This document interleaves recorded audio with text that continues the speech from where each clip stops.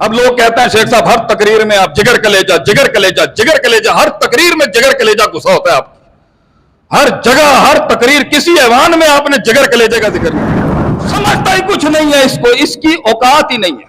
اس لیے دنیا دار آدمی ہو نا، کچھ یہ داڑھی دوڑی کی بات نہیں کر رہا میں ابھی، دینداری لہجے سے لے کے، بہادری سے لے کے، دلیری سے لے کے، پورے کیریکٹر کے اندر دینداری کا ظرف، وسعت، قد سب دکھ رہا ہوگا۔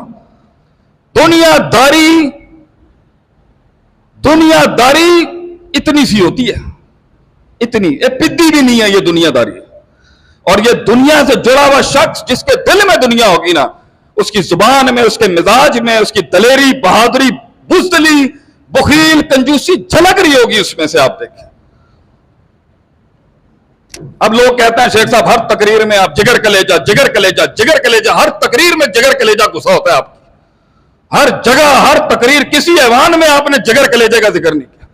تو یہ دین ہے، یہ دنیا بزدلوں کی ہے، دین بہادروں کا ہے، یہ بزدلوں کی دنیا ہے۔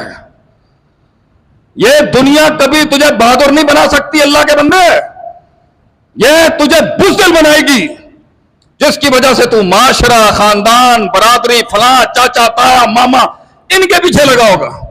دین بہادر بناتا ہے آدمی کو، دین شیر پیدا کرتا ہے انسان کے اندر، دین جوتے کی نوک کے اوپر رکھتا ہے دنیا کے اصولوں کو، دین ہجرت کرواتا ہے، دین جہاد کراتا ہے انسان سے، دین دولتوں کو لات مرواتا ہے۔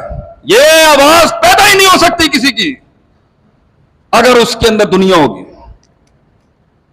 بول ہی نہیں سکتا آدمی اس دم کے ساتھ جو دنیا کا عابد ہوگا۔